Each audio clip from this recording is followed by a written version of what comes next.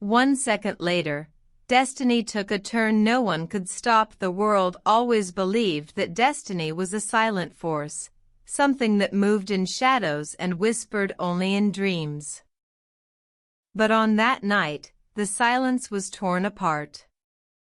The skies cracked open with a scream of fire. And in one merciless second, the balance of everything we knew was broken. No warning, no mercy, just the strike of something larger than all of us, an announcement that destiny itself had risen to unleash its wrath. The air burned as cities trembled, lights flickered, and the ground split like a wounded beast. People ran, not knowing what they were running from, but knowing instinctively that nothing could be outrun.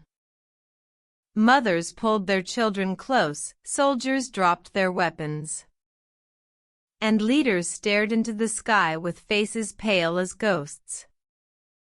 It wasn't war. It wasn't nature.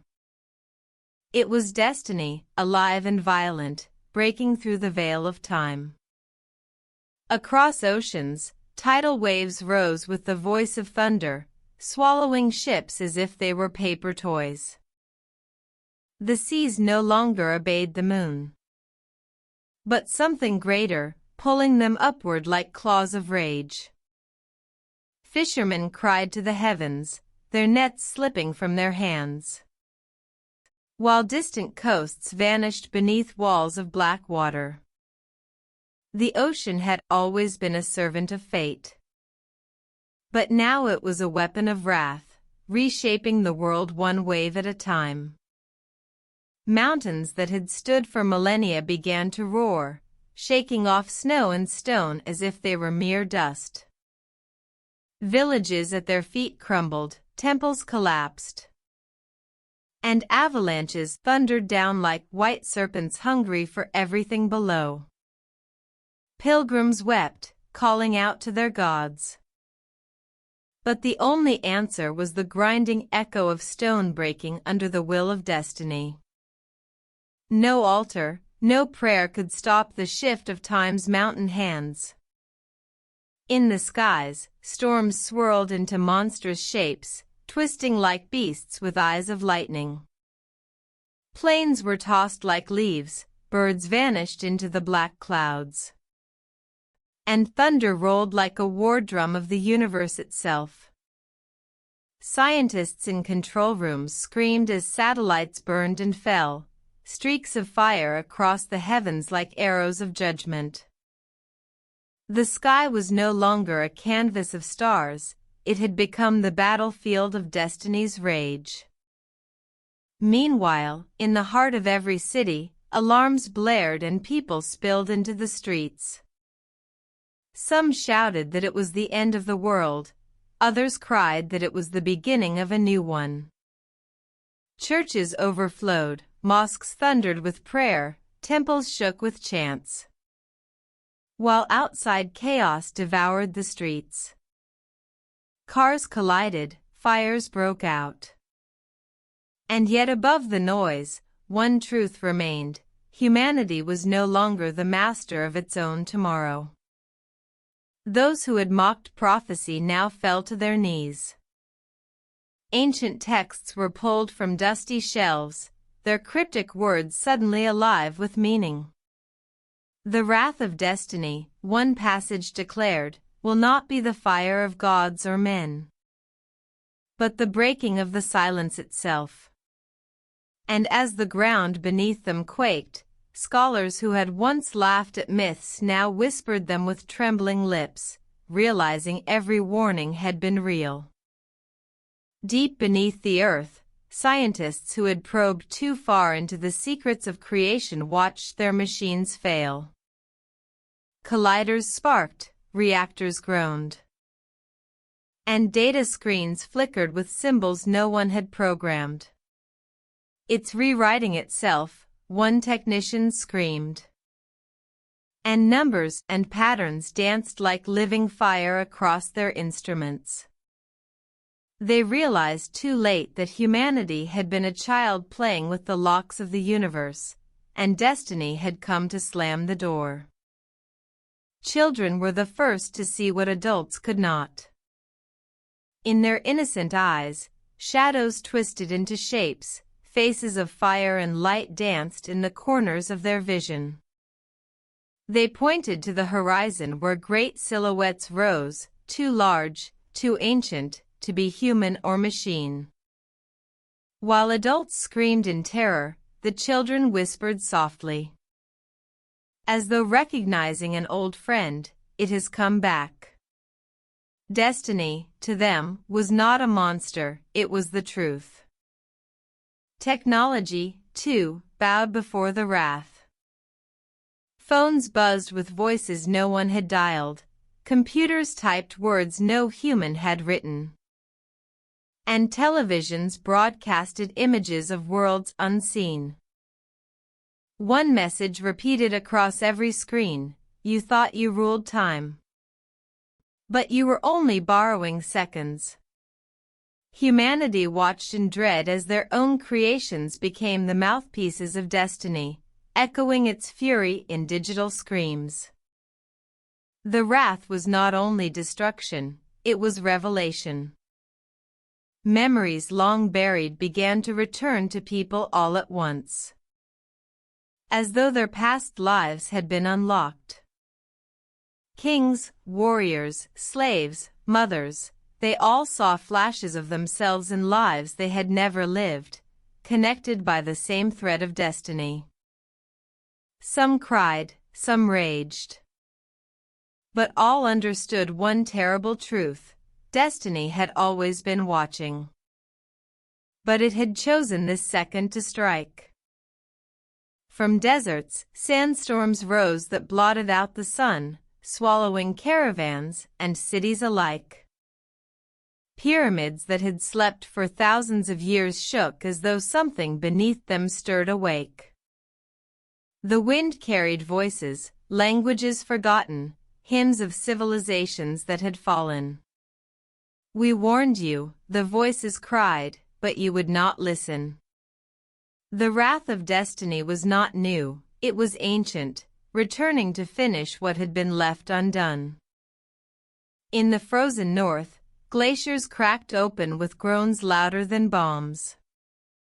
Rivers of ice spilled into the seas, carrying secrets trapped for ages, strange lights, relics, and even shadows that had no shape.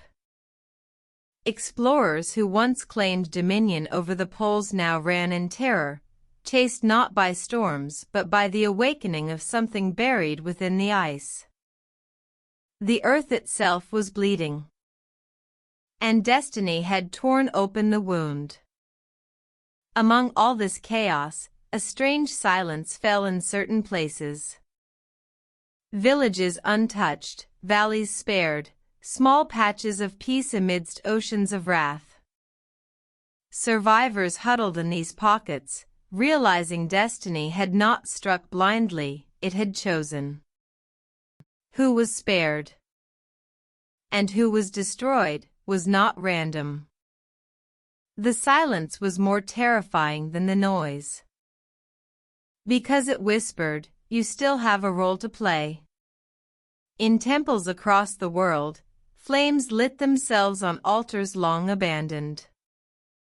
Statues wept tears of blood, bells rang without hands, and sacred waters bubbled as if boiling with rage. Priests fainted, monks collapsed, and shamans cried into the sky, for they knew the gods were not at war, destiny itself had risen above them.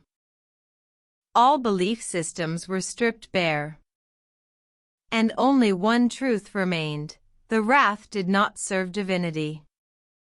It was divinity. Yet even in the face of terror, a spark of resistance grew. In every ruined city, in every broken land, people began to rise. Not warriors, not kings, but ordinary souls who refused to bow. They picked up the fallen, shielded the weak, and whispered words of courage into ears deafened by fear. Destiny's wrath had shown humanity its weakness. But in the cracks of despair, a new strength began to bloom. The wrath spread into dreams. At night, people no longer slept, they entered visions of endless fire and endless silence. Some saw their deaths, others saw futures they could not explain. In those dreams, a single figure appeared, cloaked in shadow and light, with a voice that shook the soul. You made me. Destiny was not a stranger, it was the creation of every choice, every cruelty, every ignored warning humanity had sown. And now it had returned for its harvest. Governments collapsed, not from bombs or wars, but from within. Leaders abandoned their posts, some fleeing, others breaking under the pressure of wrath they could not fight. Nations turned inward, cities fractured. But borders no longer mattered. For the first time in history, humanity was united, not by choice, but by terror. Everyone stood under the same sky, listening to the same wrath, powerless in the face of the same force. And then, as suddenly as it had come, the destruction slowed. The seas calmed, the mountains stilled, the fires dimmed. Humanity held its breath, thinking it was over. But in the silence came the most terrifying truth of all: the wrath had only been the beginning. The world was not ending, it was being remade. And humanity's place in it was no longer certain. The alarm had been sounded, the judgment delivered. And now the new path of destiny would begin. The earth groaned like a living creature, and from its cracks rose whispers of fire that glowed brighter than the stars. Cities tried to light their streets again, but their bulbs shattered as if destiny itself hated artificial light. Only the glow of the burning horizon remained, casting long shadows that moved with their own will. People began to fear not only the destruction but the shadows themselves, for they seemed to carry memory and judgment in their shape. In the great libraries of the world, books fluttered open on their own, pages tearing as if unseen hands were searching for truth. Ancient manuscripts that had been forgotten revealed prophecies long dismissed as superstition. Words written thousands of years ago suddenly matched perfectly with what was unfolding, each line a mirror of the wrath outside. Scholars who had doubted their ancestors now wept, knowing destiny had left warnings across generations. And mankind had been too blind to read. Animals became prophets of survival. Birds no longer sang, they screamed, warning of things yet unseen. Dogs barked furiously toward the skies, cats arched and hissed at empty corners. And herds of wild beasts ran in the same direction. And if guided by one ancient instinct. For the first time in centuries, humans realized they were not at the top of creation, they were merely one piece in a chain that destiny could break at will. Some people lost their minds, laughing at the destruction, dancing in the streets as flames licked at their heels. To them, the wrath was freedom, the breaking of chains that had bound them to a life of meaningless labor. They threw away money, set fire to their own homes, and embraced the chaos like lovers. They became walking shadows, proof that not all humanity would survive with sanity intact. The wrath chose not only bodies but souls. But among the madness, leaders began to rise, not presidents, not kings, but ordinary men and women whose voices carried hope. They spoke not of power or wealth, but of survival, unity, but truth. In the darkest corners of burning cities, groups of survivors began to rebuild fires for warmth, share food, and whisper plans of rebuilding. Destiny had unleashed its wrath. But in doing so, it had also revealed who humanity truly was when stripped of everything false. The wrath reached the heavens. Astronomers cried as stars vanished, not hidden by clouds, but snuffed out like dying candles.